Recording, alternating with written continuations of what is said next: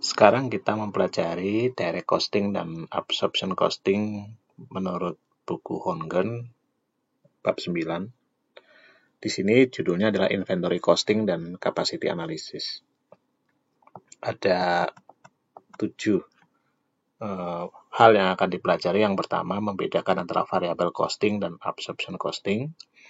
Yang kedua, menghitung income menurut kedua sistem costing tersebut dan menjelaskan perbedaannya ya pada income. Yang ketiga, memahami mengapa absorption costing dapat menyebabkan munculnya insentif yang tidak diinginkan bagi manajer, yaitu dengan meningkatkan persediaan.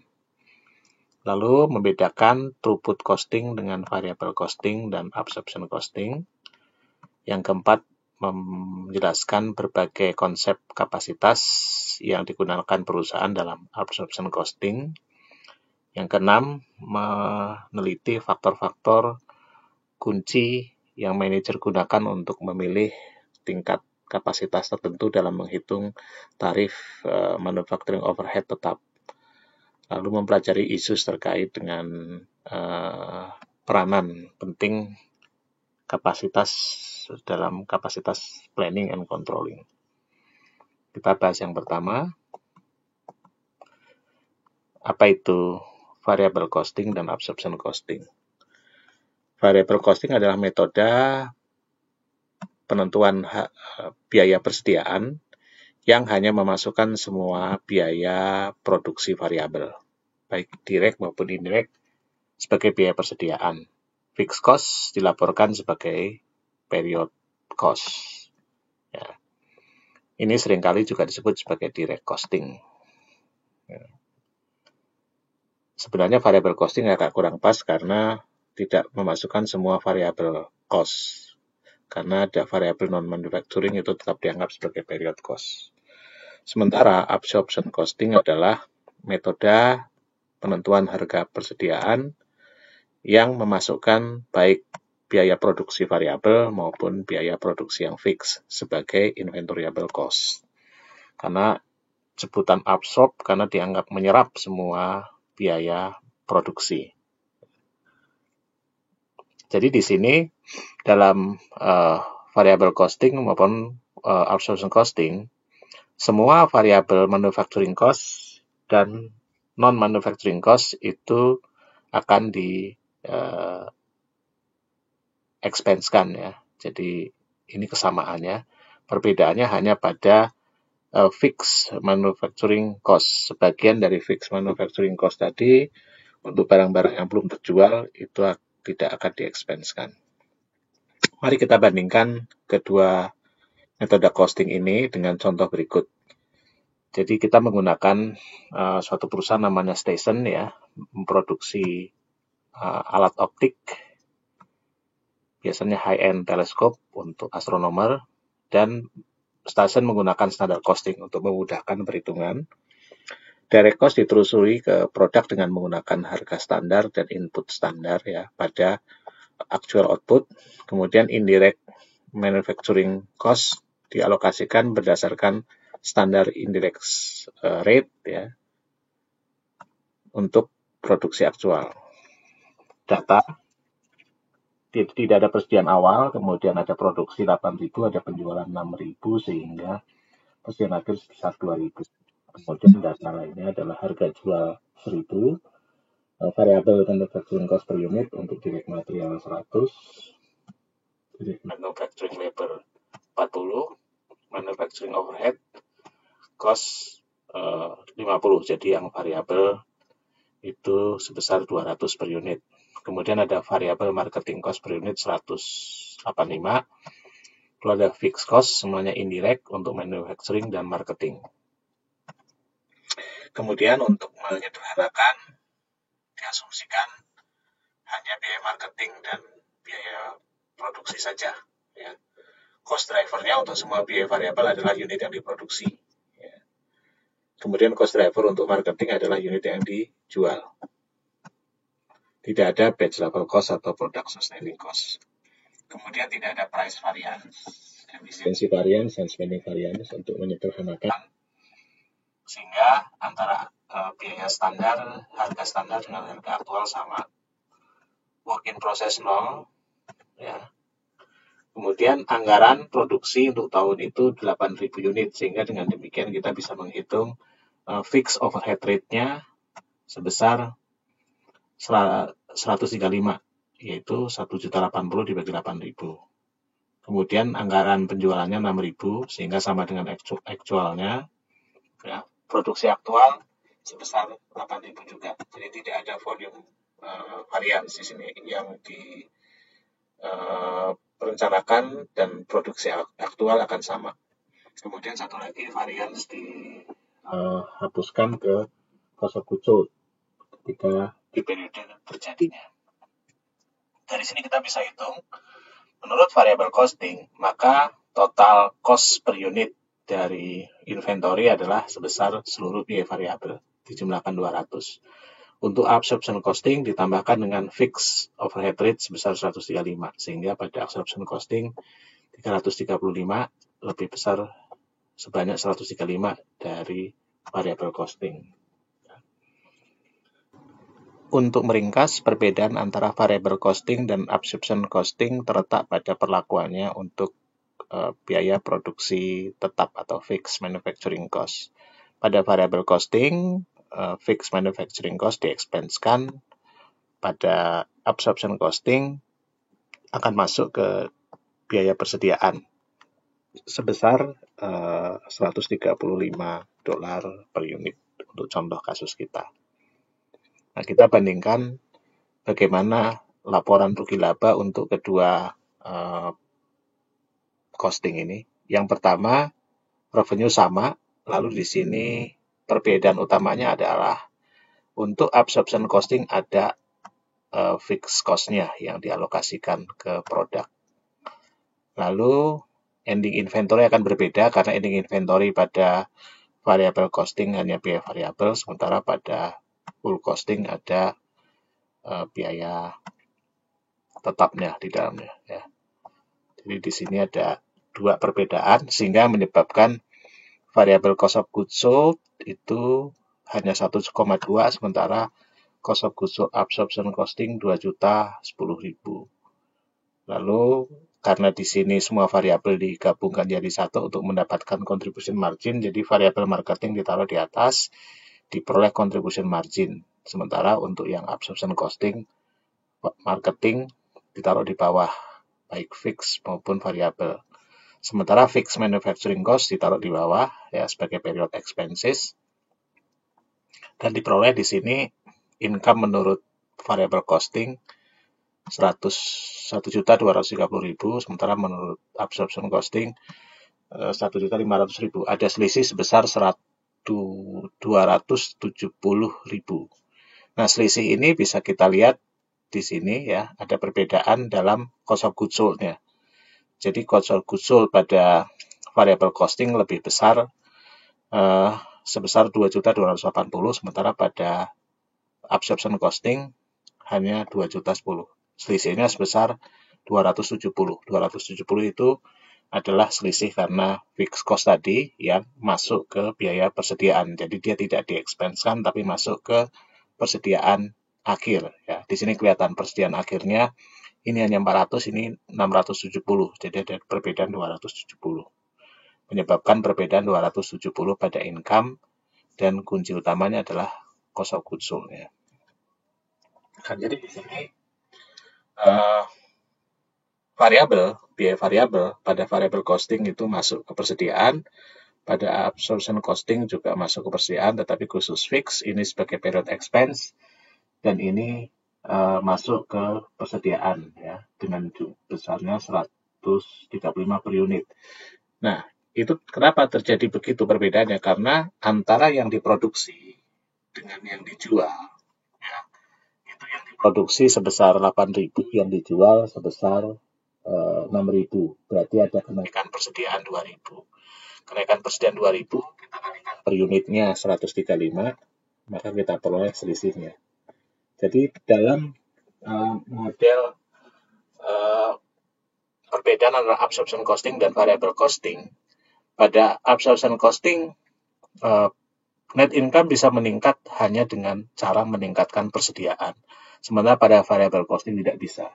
Jadi variable costing hanya memperhitungkan net income dari aktivitas penjualan, tetapi pada absorption costing, manajer dapat menggunakan strategi meningkatkan persediaan untuk bisa menaikkan net income, karena persediaan tadi menyerap sebagian fixed manufacturing cost ke dalam persediaan tadi. Nah, kita bisa lihat di sini efeknya. Kalau persediaan yang dijual 6.000, ending inventory-nya 2.000, maka ada selisih sebesar 270.000. Jumlah yang di-expense-kan pada variable costing akan tetap sama, tapi jumlah yang di-expense-kan pada ini untuk fixed manufacturing cost pada absorption costing berkurang 270.000. Ketika unit yang dijual 7.000, maka ending inventory naik hanya 1.000 dan kali 135, 135.000. Hanya ketika unit yang dijual sama dengan unit yang diproduksi, maka kedua angka ini akan sama. Sekarang kita pelajari pengaruhnya untuk 2 tahun, jadi 2014 dan 2015. 2014 datanya sudah kita ketahui, ada anggaran produksi 8.000, kemudian yang actual 8.000, lalu ada penjualan 6.000, sehingga ending inventory naik 2.000. Di 2000 di sini production budget dan actual sama, tidak ada volume variance. Di 2015 yang dianggarkan 8.000, tetapi yang diproduksi hanya 5.000. Jadi ada volume variance sebanyak 3.000. Kemudian yang dijual 6.500. Akibatnya ending inventory turun dari 2.000 menjadi 500. Jadi kita akan lihat efeknya akan dua hal tadi, volume variance dan penurunan persediaan. Nah, seperti yang sudah dipelajari sebelumnya, untuk volume variance, semua variance dibebankan ke cost of goods sold. Ya. Jadi di sini, kalau kita lihat untuk variable costing terlebih dahulu, ini angka sebelumnya sama. Lalu untuk angka tahun berikutnya, ending inventory menjadi beginning inventory. Kemudian variable manufacturing untuk 5.000 unit, 1 juta. Lalu ending inventory-nya hanya 500 unit sebanyak 100.000, sehingga variable cost of goods sold-nya 1,3. Lalu ada variable manufacturing cost-nya 6,5. Kita peroleh contribution margin, yang lainnya sama. Fixed cost sama untuk manufacturing dan manufacturing cost dan marketing cost. Lalu pada absorption costing,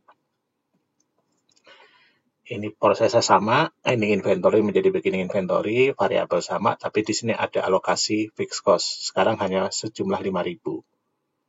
Lalu dikurangi ending inventory, ya, harganya 335 dikali 500, 167,5. Ada satu khusus yang berbeda di sini, ada volume variance, ya, dimasukkan itu karena unfavorable. Volume variance diperoleh dari 8.000, ya, dikurangi 5.000 dikali 135, atau 180 dikali 135 kali 5.000, ya, totalnya 405. Nah, akibatnya apa di sini? Kalau kita jumlahkan fixed cost yang dibebankan sebagai manufacturing cost, ya, dengan volume variance, angkanya sama persis dengan angka fixed manufacturing cost di sini. Jadi baik pendekatan ini dia akan tetap sama, ya. Ini akan berbeda kalau volume variance dialokasikan dengan cara prorata. Hasilnya akan berbeda. Salah satu perbedaannya adalah pengaruh dari prorata volume variance. Tapi di sini karena dibebankan ke cost of goods sold, itu menjadi sama untuk situasinya jadi sama. Jadi volume variance tidak akan menyebabkan perubahan atau perbedaan operating income pada kedua model ini. Lalu variable marketing sama, ya. Kemudian fixed marketing sama. Sehingga ada perbedaan. Nah, jadi perbedaan di sini kembali karena perlakuan volume variance-nya sama dibebankan sebagai expense sama dengan fixed cost yang dibebankan sebagai expense pada variable costing. Maka perbedaan income dari 153.700 ke 1335 ini pasti disebabkan oleh inventory. Mari kita lihat. Di sini ada perbedaan income ya sebesar 202.500 dari absorption costing 1335.000 dan variable costing 153.700. Sekarang variable costing menunjukkan income yang lebih tinggi. Kenapa? Karena ada penurunan persediaan sebesar 1.500. Nah, kita bisa lihat di sini persediaan akhir 500, persediaan awal 2000 ada penurunan dikalikan fixed cost untuk manufacturing cost 135, selisihnya 202,5. Jadi ketika persediaan naik, maka variable costing akan menghasilkan profit yang lebih rendah. Tapi ketika persediaan turun, variable costing akan menghasilkan income yang lebih tinggi. Persoalannya bukan di variable costing, persoalannya adalah pada absorption costing. Jadi pada absorption costing, maka apabila persediaan naik, ada yang diserap ke persediaan fixed manufacturing cost tadi, sehingga menyebabkan cost of goods sold-nya turun dan operating income-nya naik. Sebaliknya ketika persediaan turun, maka yang terjadi sebaliknya. Ya, jadi di sini kita bisa lihat dengan cara ini, atau kita bisa hitung dengan model kedua. Ya, kita lihat antara yang dijual ya dengan yang diproduksi dengan yang dijual. Ada perbedaan penurunan sebesar 1.500 dikali 135. Ya. Jadi itu secara keseluruhan pengaruh dari ketika di periode berikutnya persediaan turun. Nah, di sini pengaruh utamanya hanya pada perubahan persediaan yang menyebabkan operating income pada absorption costing dan variable costing berbeda. Jadi kalau dapat kita ringkas di sini, perbedaan antara variable costing dengan absorption costing, pada variable costing perubahan operating income dipicu hanya satu, perubahan dalam kuantitas unit yang dijual. Pada absorption costing, perubahan dari operating income dapat terjadi karena perubahan atas unit yang dijual ditambah perubahan pada persediaan. Nah, secara umum kita ringkas dua hal tadi ya untuk biaya variabel dan variable costing dan absorption costing seperti pada exhibit berikut ya. Di mana pada variable costing fixed manufacturing cost tidak menjadi biaya persediaan, pada absorption costing ya gitu kan. Kemudian volume variance tidak ada, tapi pada absorption costing ada, dan nanti tergantung bagaimana nanti dibebankan akan mempengaruhi juga perhitungan net income. Di sini wajib melakukan klasifikasi biaya tetap dan biaya variabel, di sini tidak terlalu perlu, dapat tapi tidak terlalu perlu. Apakah perubahan inventory mempengaruhi operating income? Ya, di ini tidak, di sini ya. Nah, kalau production sama dengan sales, ini sama. Kalau production lebih besar daripada sales, ini lebih rendah variable costing. Kalau sebaliknya lebih tinggi. Ya. Apa yang menyebabkan perubahan dari itu? Cost volume profit relationship. Kalau di sini hanya unit yang dijual, di sini unit yang dijual, tingkat produksinya sama pemilihan dari tingkat produksi tadi. Jadi level of produksi, pemilihan dari denominator untuk menentukan tarif FOH. Jadi 3 ya, unit yang dijual, unit yang diproduksi, dan pemilihan untuk menentukan tarif FOH. Ya, itu yang menyebabkan perbedaan antara absorption costing dan variable costing. Ini akan kita bahas khusus nanti ketika kita membahas pemilihan kapasitas dalam menentukan tarif FOH. Sekarang kita bahas absorption costing dan pengaruhnya terhadap pengukuran kinerja. Absorption costing merupakan metode yang dipakai untuk external reporting di banyak negara, dan banyak perusahaan menggunakan metode ini juga untuk kebutuhan internalnya karena tidak perlu membuat dua sistem, cukup satu berguna untuk eksternal dan internal. Yang kedua, income yang dilaporkan untuk kepentingan mengukur kinerja ya atau pengambilan keputusan manajemen akan sama dengan income yang dilaporkan kepada stakeholder. Jadi jangan sampai income yang dilaporkan stakeholder itu ternyata buruk, padahal pada level manager kelihatannya bagus. Jadi di sini dapat membuat nanti income pada stakeholder jadi lebih jelek kelihatannya. Yang ketiga, memasukkan semua biaya produksi ya, baik fix dan variabel. Dan ini bagus karena dalam jangka panjang semua biaya adalah variabel. Jadi absorption costing akan sangat bagus untuk pengambilan keputusan jangka panjang karena semua dimasukkan. Dan ini misalnya seperti pricing, pemilihan produk mix, itu semuanya jangka panjang. Tetapi ada satu persoalan pada absorption costing. Manajer dapat meningkatkan operating income hanya dengan menambah persediaan. Ya. Kita lihat contohnya di sini. Kita langsung saja ke kasusnya. Nah, di sini kita lihat penjualan sama, tetapi yang membedakan dari kasus B, D, F, dan G adalah adanya tambahan persediaan. Karena antara yang diproduksi dengan yang antara yang diproduksi dengan yang dijual berbeda. Jadi di sini ending inventory-nya 0 ya.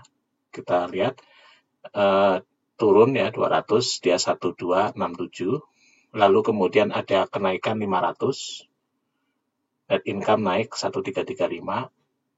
2000 1537. Padahal level penjualan sama. Tetapi net income bisa naik. Kenapa? Karena itu tadi, absorption costing mengambil sebagian dari fixed cost dimasukkan ke persediaan. Jadi begitu persediaan semakin naik, laba, operating income semakin tinggi. Jadi manajemen dapat melakukan trik untuk kelihatan bagus hanya dengan menaikkan persediaan. Dan banyak kasus yang terjadi karena itu. Kita lihat misalnya di buku ini ada kasus di mana BlackBerry Z10 ya, itu memproduksi inventory lebih banyak pada ketika itu penjualan sedang turun. Kelihatannya bagus, profitnya baik, padahal itu hanya berusaha untuk mengambil fixed cost dimasukkan ke persediaan. Ya. Ada banyak lagi kasus. Nah di sini karena persoalan ini maka banyak perusahaan memutuskan untuk juga menerapkan variable costing. Walaupun lebih mahal, tetapi paling tidak dapat menghindari faktor yang seperti ini, di mana ada strategi untuk menaikkan performance manager hanya dengan meningkatkan persediaan. Nah ini persoalan utama di sini. Nah, bagaimana kita itu tentu saja harus ada limit ya, batasan supaya manajer nggak bisa sembarangan memproduksi persediaan pada absorption costing. Tapi ini juga tidak mudah untuk dideteksi. Pertama, manajer pabrik dapat cherry picking, memilih production line mana yang paling banyak menyerap fixed manufacturing cost, ya, tanpa memedulikan demand-nya. Jadi mereka pilih, wah ini yang bisa menyerap fixed cost, dia produksi banyak, yang tidak banyak menyerap fixed cost, mereka produksi sedikit. Nah, padahal produk tadi mungkin lebih yang sedikit tadi mungkin lebih diminati oleh konsumen karena menambah penjualan. Tapi karena margin dari penjualan nggak begitu besar buat mereka bisa kelihatan bagus dengan cara menambah persediaan dan persediaan yang bisa menyerap fixed cost, maka mereka akan memilih produksi yang menyerap fixed cost lebih besar, bahkan bila perlu tidak peduli dengan delivery dates kepada pelanggan. Yang kedua, manajer mungkin dapat menerima order untuk meningkatkan produksi, padahal mungkin pabrik lain bisa lebih baik, lebih efisien dalam menghandle tadi. Kenapa? Karena plan manager tadi merasa dengan produksi lebih banyak akan menyerap fixed cost lebih banyak. Yang ketiga, manajer pabrik dapat mengusahakan untuk apalagi yang ini ya, yang polanya periodik gitu, dan apalagi yang bersangkutan mungkin sudah sebentar lagi akan dipromosi atau pindah ke tempat lain, maka dia akan berusaha pada periodenya dia untuk tidak berhenti memproduksi, ya, sehingga kalau produksinya banyak, fixed cost-nya banyak terserap, operating income-nya jadi kelihatan bagus. Kemudian ketika manajer yang berikutnya menerima warisannya, ternyata mesinnya sudah tidak efisien, kemudian harus banyak repair cost dan akhirnya kelihatan buruk. Jadi satu manajer kelihatan baik, satu manajer kelihatan buruk bukan karena memang mereka mempunyai kompetensi yang berbeda, tetapi karena ada strategi yang dibangun oleh manajer sebelumnya untuk meningkatkan operating income-nya dengan cara menggunakan alat produksi selama mungkin dan sesering mungkin tanpa istirahat yang akan merugikan dalam jangka panjang. Apa yang bisa kita perbaiki dari situasi seperti ini? Pertama adalah kita lihat, jadi inventory budgeting dan planning harus dilakukan dengan seksama, terutama mengurangi keleluasaan manajemen untuk menambah persediaan. Misalnya, ya, kalau ada persediaan sudah mencapai angka tertentu, maka top manajemen harus menginvestigasi ada apa ini. Apakah memang itu karena untuk memenuhi permintaan yang banyak atau karena tadi upaya manajer untuk bisa kelihatan bagus dengan menaikkan operating income. Yang kedua, memasukkan semacam capital charge ya ke dalam ini sistemnya. Jadi setiap ada inventory maka akan dibebankan 1% ya.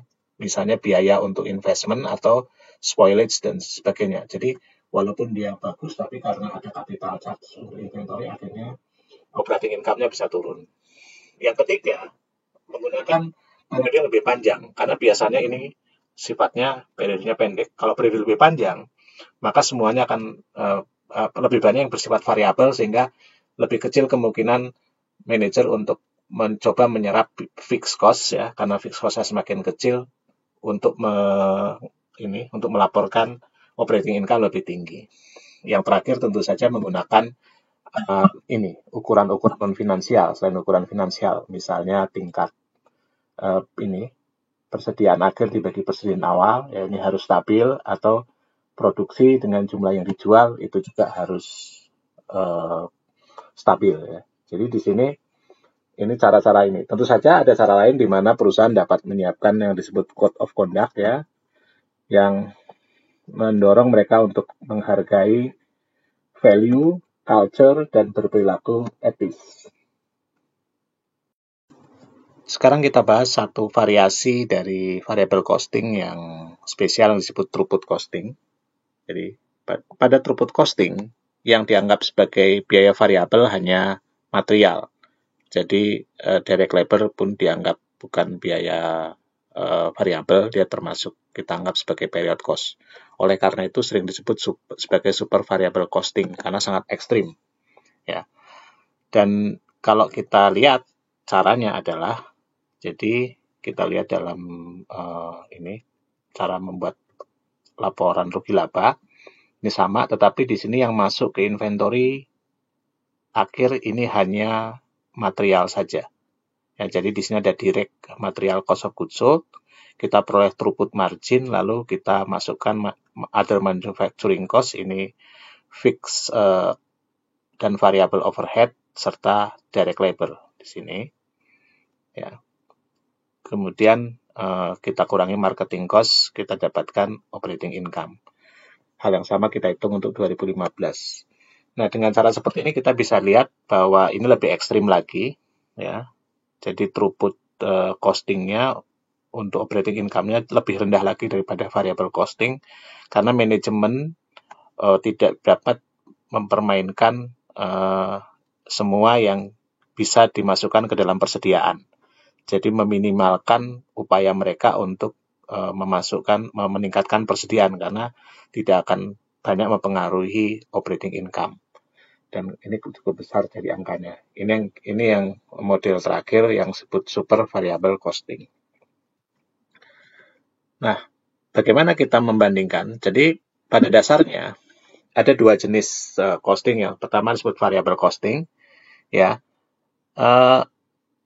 sebenarnya jadi kontroversial bukan karena kita sulit menentukan apakah variabel atau fixed cost, tetapi karena memang ini mempengaruhi external reporting. Akuntan yang lebih suka variable costing, mereka menyatakan bahwa porsi fix dari manufacturing cost itu lebih terkait dengan kapasitas, yang nanti akan kita bahas pada bagian berikutnya, daripada produksi aktual. Jadi yang paling pas ya fixed cost itu di-expense-kan, karena memang dia untuk menjaga kapasitas. Tetapi menurut akuntan yang mendukung absorption costing, external reporting mengharuskan biaya persediaan itu meliputi semua biaya yang diperlukan untuk memproduksi persediaan. Oleh karena itu, kedua jenis biaya tetap dan biaya variabel, harus di-match-kan dengan revenue yang didapatkan. Nggak peduli bagaimana perilaku mereka. Ya. Dan yang kedua, ini juga dengan cara ini juga nggak perlu memisahkan antara biaya fix dan biaya variabel yang seringkali dalam kondisi yang biasa, yang sehari-hari itu sulit untuk kita tentukan. Ya. Demikian juga untuk pajak, itu lebih mengarah pada full absorption costing daripada variable costing. Nah, apabila kita bandingkan dari dua costing tadi, lalu kita lihat apakah mereka menggunakan aktual sama normal costing, maka kita mendapatkan ada 6 variasi ya. Variasi pertama adalah variable costing menggunakan aktual, variable costing menggunakan normal costing, dan variable costing menggunakan standar costing. Ya. Kemudian kalau absorption costing ada fixed cost-nya, dan ini perbedaannya. Silakan dipelajari perbedaannya dan diingat-ingat.